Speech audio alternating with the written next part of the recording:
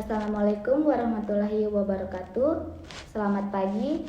Perkenalkan, nama saya Dila Purwanti, NIM 200240506, kelas 5A Agribisnis, Program Studi Agribisnis, Fakultas Pertanian, Universitas Cokro Aminoto Palopo.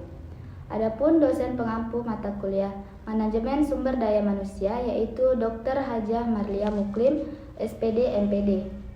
Nah, dalam kesempatan kali ini saya akan menjelaskan tentang struktur perusahaan dalam sebuah perusahaan.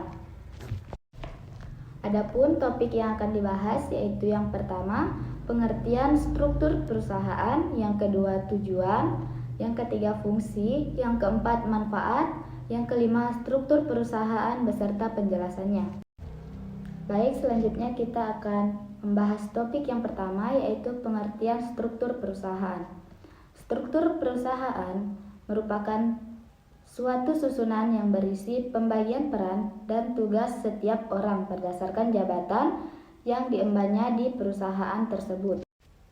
Selanjutnya, tujuan struktur perusahaan. Tujuan utama dari struktur organisasi perusahaan adalah agar perusahaan lebih mudah membagikan tanggung jawab kepada setiap individu dalam bekerja. Selain itu, struktur organisasi juga membantu perusahaan untuk menempatkan individu yang memiliki potensi sesuai dengan bidang keahliannya.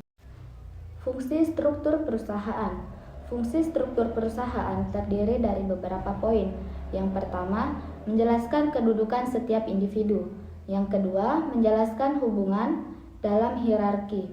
Yang ketiga, menjelaskan tanggung jawab setiap individu.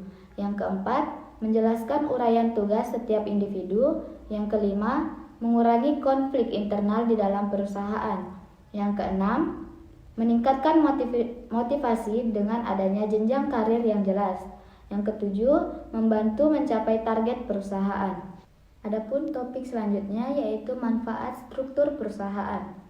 Ada beberapa manfaat struktur perusahaan. Yang pertama, meningkatkan komunikasi dan kolaborasi. Yang kedua, sistem operasional menjadi lebih efisien.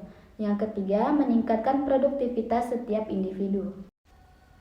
Berikut adalah bagan struktur perusahaan dalam suatu perusahaan. Pada bagan tersebut terdapat direksi.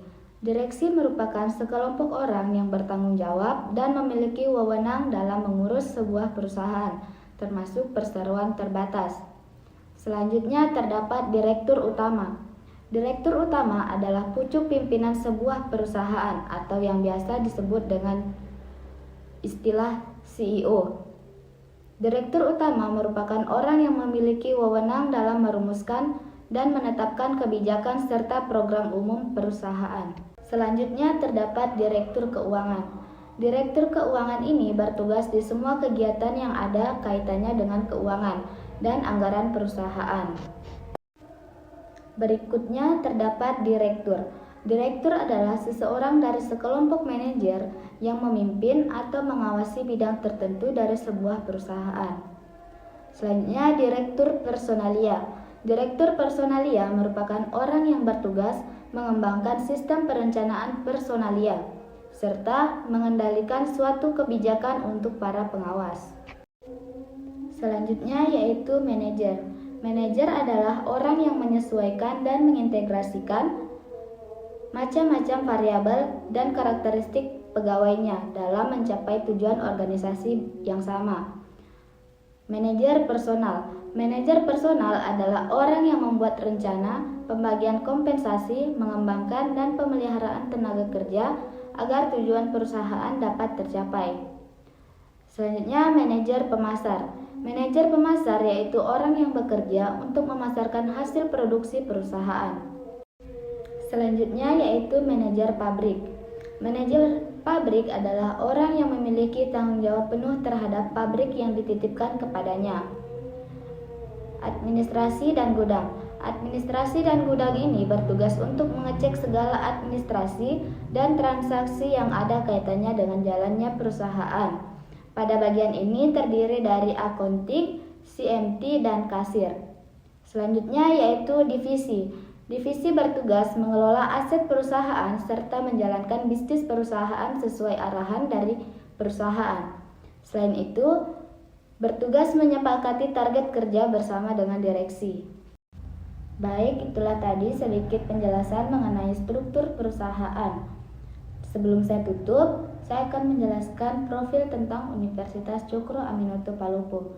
Universitas Cokro Aminoto Palopo tercatat telah memiliki 14 program studi yang terbagi ke dalam 4 fakultas, yaitu yang pertama Fakultas Sains, yang kedua FKIP, yang ketiga Fakultas Pertanian, dan yang terakhir yaitu Fakultas Ilmu Komputer.